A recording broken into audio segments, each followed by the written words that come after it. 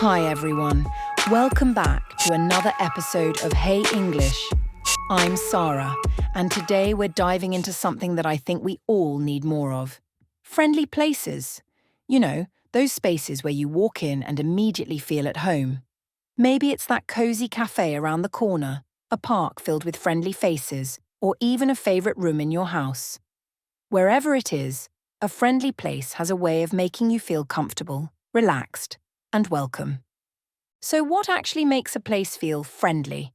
Is it the people, the atmosphere, or maybe even just the vibe it gives off? Well, today, we're going to explore all of that. And along the way, I'll be sharing some useful English vocabulary, phrases, and grammar tips to help you describe your own friendly places in English. By the end of this episode, you'll not only know how to talk about your favourite spots in English, but you'll also have a few new words and idioms to add to your vocabulary. Sound good? Great! Let's get started. All right, so let's think about some of the places that often come to mind when we talk about friendly spaces. For me, the first place that pops up is a cozy cafe. You know, the kind with comfy chairs, soft lighting, and maybe the smell of freshly brewed coffee in the air. It just makes you want to stay a while, doesn't it? But what is it about these places that makes them feel so welcoming? It's usually a mix of things: the atmosphere, the people, and sometimes even the little details like the music or decorations. These are the kinds of spaces where you feel like you belong. Now, let's talk about how you can describe these places in English. For starters, we can use adjectives like inviting, cozy, or welcoming. For example, you could say, "The cafe is so inviting, it's my favourite spot to relax." Or, "The park has a welcoming vibe. People are always smiling there." Simple words, but they really capture the feeling, don't they? Another way to talk about a friendly place is by using idioms. One of my favourites is a home away from home.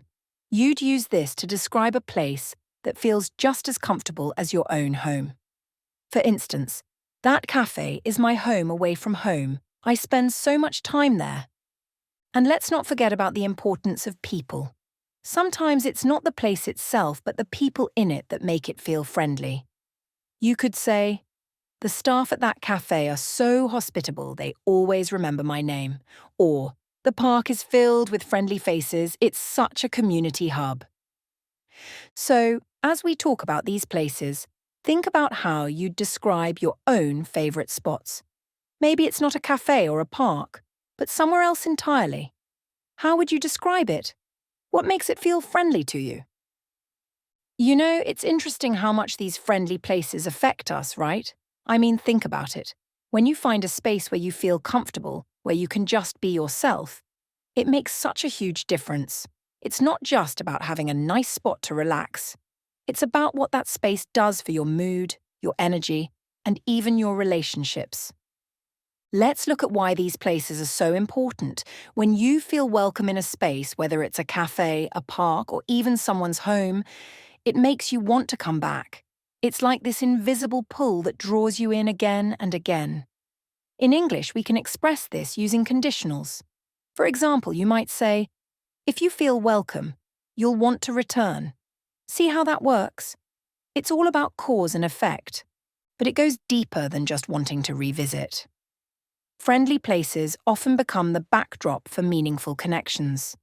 Imagine meeting up with a friend at that cozy cafe we talked about earlier. You're not just enjoying coffee, you're building memories. And that cafe? It's now a part of those memories. We even have a phrase for this in English: a meeting place. It's more than just a location, it's where relationships are built and nurtured. And let's not forget about how a place can make you feel emotionally. There's a saying, "A friendly place feels like a warm hug." And I think that really captures it. We use phrases like "feel at ease" or "put someone at ease" to describe that sense of comfort. For example, "That cafe puts me at ease after a long day," or "The park makes everyone feel at ease with its peaceful atmosphere." When you're in a place like that, it's not just the physical environment that matters, it's the sense of belonging. And I think that's why friendly places are so important. They give us a break from the hectic pace of life and allow us to feel connected to the place, to the people, and to ourselves. So, have you ever thought about how certain places make you feel more connected or calm? What's your version of a warm hug when it comes to friendly spaces? So, now that we've talked about why friendly places matter, let's get into how you can describe them in more detail. When you're talking about a place that makes you feel welcome, it's important to use the right words to paint a picture for the listener. After all, we want them to feel like they're there with you, right? Let's start with some useful vocabulary. We already mentioned adjectives like inviting and welcoming, but let's add a few more. Think about the word cozy. It's one of my favourites. You could say, the cafe is cozy with its soft lighting and comfortable chairs.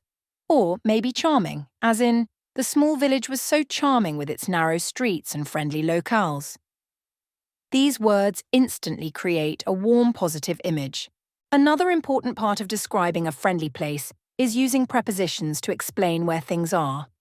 In English, we use words like in, at, and on to describe where places or objects are located. For example, there's a small bakery on the corner of the street that's always so welcoming. Or, I love relaxing in the park near my house. It has such a peaceful vibe. Prepositions might seem small, but they make a big difference in how you describe a space.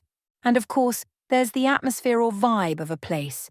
These words are great when you want to describe the general feeling you get from being somewhere. You might say, the atmosphere in the cafe is always so calm, or the park has a friendly vibe, everyone's always chatting or playing together. Words like atmosphere and vibe help explain the overall mood of the place without getting into too much detail. Now, let's talk about how to share your experience. You can use phrases like, it feels like, to compare a place to something familiar. For example, it feels like a second home, or the cafe feels like a little escape from the busy city.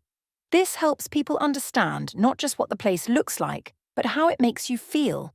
So next time you're describing a friendly place, think about the details, the mood, the people, the atmosphere. Use adjectives, prepositions, and comparisons to bring that place to life for whoever you're talking to. What kind of friendly place would you describe, and how would you share that feeling with someone? So now that we've explored how to describe friendly places, let's talk about something even more exciting, creating your own friendly space.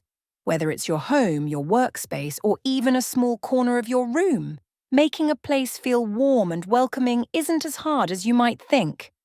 First, think about what makes you feel comfortable. Maybe it's soft lighting, cozy furniture, or even a bit of nature, like some plants by the window. Small touches can have a big impact. You could say, I added a few plants in my living room to create a more inviting space, or the warm lighting really makes the room feel cozy.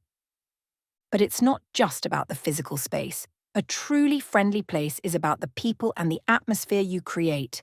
This is where some great English phrases come in handy. Ever heard of the phrase an open door policy? It's when you let people know they're welcome anytime. For example, my house has an open door policy. Friends can drop by whenever they want. It's a wonderful way to invite connection and make others feel comfortable. Another thing to keep in mind is how you interact with people in your space. Using kind words and gestures can turn any place into a friendly environment. You can think of phrases like, make yourself at home or feel free to, as ways to invite someone to relax. For example, feel free to grab a snack from the kitchen, or make yourself at home. There's no need to be formal here. Now, let's talk about the importance of organization. A tidy space often feels more welcoming than a cluttered one. You might say, I like to keep my living room tidy to create a calm and friendly environment. Simple things like having comfortable seating and making sure there's enough space for everyone to feel at ease go a long way. Finally, let's not forget about the emotional aspect. A friendly space is one where people feel valued and respected. Just like a cafe or park where everyone greets each other with a smile, you can create that same feeling in your own space by being open and approachable. You could say, I always try to greet my guests with a warm welcome. It makes all the difference. So whether it's a room, a garden, or even just a small corner, creating a friendly space is all about combining the right atmosphere with welcoming people. What could you do to make your space a little friendlier today? So, whether you're visiting a cozy cafe, strolling through a peaceful park, or even creating your own little haven at home, friendly places have a way of making life just a bit brighter. It's not just the physical space, it's the atmosphere, the people, and the feeling of belonging that really matter. And now, you've got some new words and phrases to help describe these spaces in English. I hope this episode gave you some useful tips to think about how we experience and create friendly spaces. Remember, even the smallest details, like a smile, a warm welcome, or a comfy chair, can make all the difference. If you enjoyed this episode, don't forget to like the video, subscribe to the channel, and hit the notification bell so you never miss an update. And if you have a favourite friendly place, I'd love to hear about it in the comments.